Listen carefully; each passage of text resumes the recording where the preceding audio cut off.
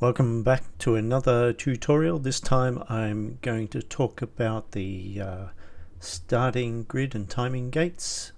We're on a track that's 10 kilometers long, so it's a little bit hard to spot where they are. So if you press tab, that's the first hint.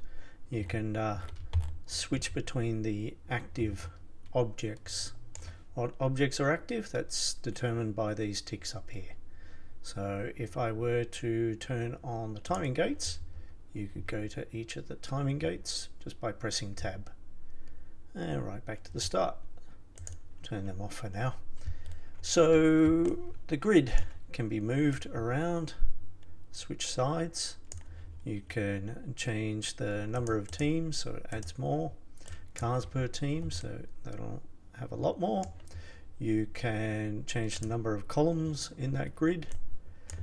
You can change the stagger and second row offset, so it can go further back if I hit the button right, or closer in. Now that's for the grid. I won't show any more about that. If you do want to know more about these different objects, I do have a bit of information in the help file there. You just press F1. It's got a little bit of information and how you can control them, but I'll go over the basics. So the center line is pretty much like other tools that we've got. It's all node based. The corridors here can be moved one at a time, or if you hold shift down, it can be moved around. We can reset everything using the grid there, or we can flip the direction of the center line. So we'll flip it again. Let's bring the grid back on. You can see them. They'll obviously move with the nodes. Now next would be the fast line. Now the fast line generally would be hugging the corners here.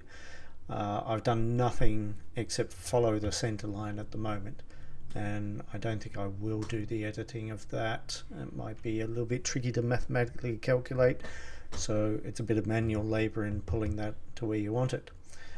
At the moment, if you try and edit here, it's just going to pick one of these, and it's picking the center line because the fast lane will follow the center line until you edit the fast line by itself. So if I turn off the center line, you can see you've just got the fast line here. I move it over here, put the center line on, and now you've got the two tracks working independently. Two tracks, the two, yeah, I guess I'll call them two paths, might be a better way of describing them. So that's the fast line and the center line. Now we'll come to the pit lane. The pit lane is based off the fast line, so the fast line will be coming over here, and you'll want to veer off and put another track here, obviously not grass, to have that same sort of controls. Once you edit your pit line, it's no longer attached. So you do have the ability to attach some of the objects here, but you would need to reset the pit lane for it to be attached again. And same, it's got corridors there that you can move with shift or one at a time.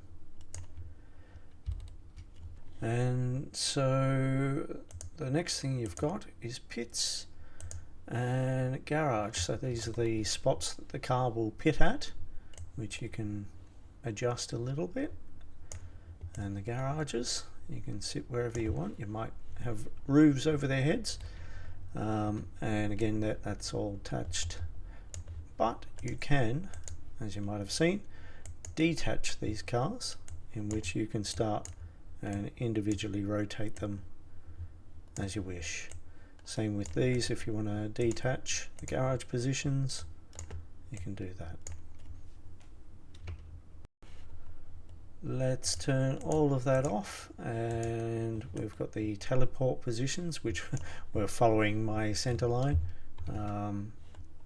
The hot lap position, Auxiliary cars are just there. You'll have to just go and place them wherever you like.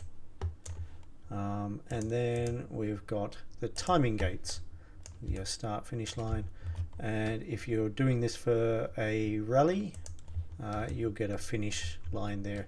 This is a circuit, so you would normally get this towards the end. I'll turn that off for now. And oh, there's a bug. Oh no, it's gone. It caught up eventually.